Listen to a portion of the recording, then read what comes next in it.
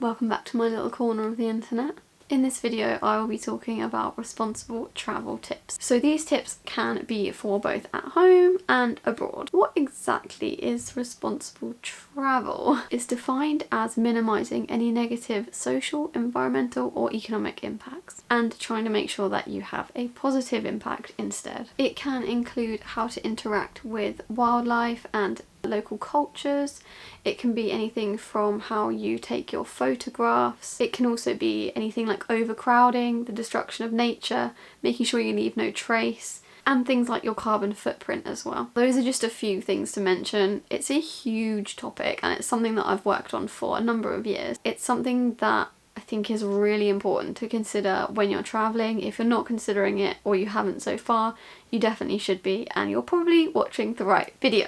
Now for me personally, this is a huge topic. I've seen in a number of different countries the negative effects, whether it's wildlife tourism, whether it's plastic pollution, or just people not having enough respect. And personally, bit of a rant from me. Rant. For me, I think when you are travelling there needs to be an element of respect. I think it's a huge topic. You're going into someone else's country, the wildlife, the planet already is not ours. Like, we need to respect it and treat it properly. So when you're travelling, I think that's a huge part. This is where responsible tourism comes in. So having a respect, appreciation and love for a country, the people and wildlife, and just the planet in general really. My first tip, which I've recommended quite a few times, is to take a reusable water bottle. I do recommend Water to Go. I work with them. I have an affiliate link which I will pop below. They're really great, especially in the UK and abroad, because you can use them when you go on hikes.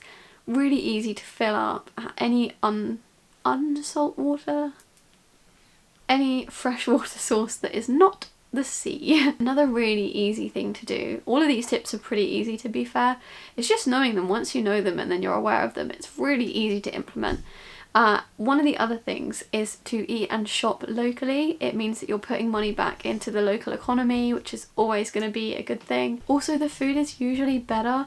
You get to try more things, it's more authentic, and yeah, it's just a bit more adventurous. Another huge pet peeve, I don't know if you could even call it that, global crisis is obviously people leaving their rubbish and plastic pollution. That kind of huge side of things, that's a massive part of responsible tourism. We've seen it over the lockdown with people being allowed outside and in parks again, and they just leave their rubbish everywhere. And to be honest, it's one thing I cannot understand. So please, wherever you are, if it's abroad, if it's in the UK, make sure you're taking your rubbish with you.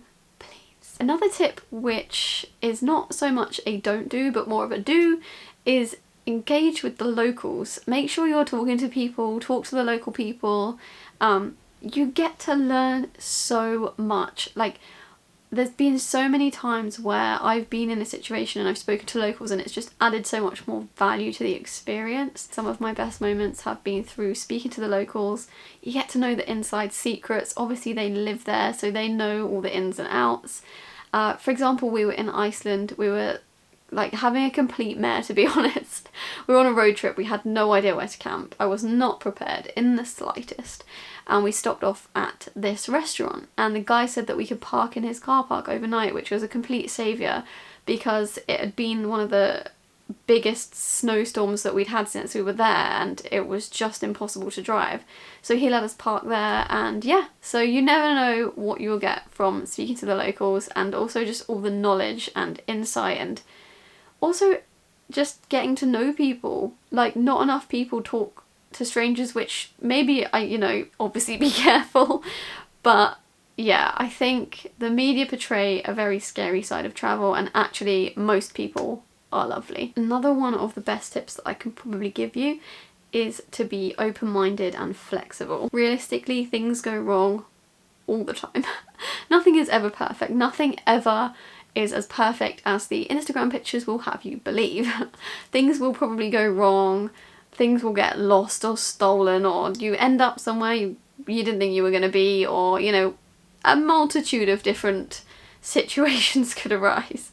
But if you're open-minded and flexible and you try and see the positives in situations, then usually it will end up for the best, you'll learn lessons, you'll meet other people, things will happen, but you've just got to stay open-minded and flexible, because that will help you to solution things that could have potentially gone a way that you didn't expect, but it will help you to quickly resolve any issues, get to a better place, fix that problem that may come up. So being open-minded as well in terms of culture, in terms of meeting new people, you know, inevitably on the road, even in the UK or wherever you're living and based, you will meet people that have different opinions and different ideas to you, and as long as you stay open-minded, then it's always going to work out well. You can learn from people, you might not necessarily agree with them, but by being open-minded, it avoids any conflicts, and it just means you're more open to other cultures, ideas and thoughts. Another huge one is to just make sure you're researching the companies that you're travelling with, especially when it comes to animals. You'll want to make sure you're not supporting any kind of illegal wildlife trade or any sort of place that claims to be a sanctuary and isn't. Any of those places in like Thailand where they have the tiger cubs or elephants that are chained, avoid, avoid, avoid, avoid. Wildlife itself is another huge topic within responsible tourism. One thing you can do, which is easy, is to just keep a respectable distance away if you see a wild animal. Again, whether it's in the UK, it could be the horses in the New Forest, it could be an elephant in India. Either way, make sure you're staying a respectable and safe distance away from the animal, and if you notice any changes in its behaviour, it's usually because it's distressed. So just make sure you're staying further enough away. If you're taking photos, which is obviously fine, even better if you have a zoom lens, make sure you turn the flash off if you're quite close to the animal, because it can be quite distressing as well. In terms of how you travel, one thing that I always recommend is, if you can, overland travel. So that's anything like trains or buses. It's usually a lot more scenic and usually cheaper as well, so check that out. Especially in Asia, it's really easy to do. In the UK, you can get buses for like £2 or something crazy. But yeah, check out overland travel, because I definitely recommend it. It means you can have more stops, so you can see more places, you can look out the window and read, and yeah, it's really easy, it's usually cheaper, and there's so many options, so definitely check that out as well, because it obviously is less carbon emissions. If you can, have a look at airlines that carbon offset, or have a look at offsetting yourself. I am in the midst at the moment of having a look at good carbon offsetting programs. A lot of people greenwash, so I would be very careful who you go with, but also have a look at carbon negative rather than carbon neutral.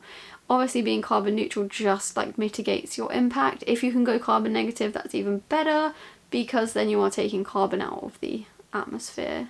Another thing you can do is invest in these solid bars of shampoo and conditioner or soap. It uses a lot less plastic. You can have it in your hand luggage. It's really easy, and yeah, less plastic. On the subject of sort of bathroom, toiletries, that kind of thing, in hotels, if you hang up your towel, it's universally kind of like a universally it means that you don't want it washed, so you can reuse it a few times, which obviously cuts down on the use of water. Another issue that people have is sunscreen, and you don't realise usually what that can actually impact on the water and marine life around you. So have a look at your sunscreen brand, make sure it's cruelty free and also reef safe, which means it's not going to negatively impact the water and marine life around you as well. Just a general one is kind of similar to overlanding, just walking more. If you can, instead of taking a taxi, go on more hikes. It's a great way to explore as well, because it means that you're just kind of wandering, you can find really cool places, things that you might not have known about, you get to speak to the locals more, and yeah, just sort of find more off the beaten track places. So walking saves, helps the planet, also helps you explore. So another thing that I've been researching at the moment is how to take photos that are a lot more ethical and responsible. A lot of people don't realise that there's kind of a big issue around it, and just making sure that basically anyone that you take pictures of, ask for their permission, try and avoid taking pictures of children, and also just making sure you're not taking like the stereotypical images. Lastly, just another tip when you're buying souvenirs, make sure the souvenirs that you buy are ethical, sustainable, make sure that they're not made from any kind of endangered animals or illegal woods. This is usually anything made of like turtle shell or elephant, rhino tusks, things like that. Avoid those, anything that looks like that. If you're unsure, just don't buy it. You can't always trust what people say, so just be really careful when it comes to that kind of thing, because it could give you some issues at customs as well. So those are a few of my responsible tourism tips. If you have any of your own that you'd like to add, put them below in the comments. Let me know if there's anything that you found useful or anything that you've learned that you're now going to implement. I think it's such an important topic and it definitely needs to be spoken about more, especially as we're coming back to travel.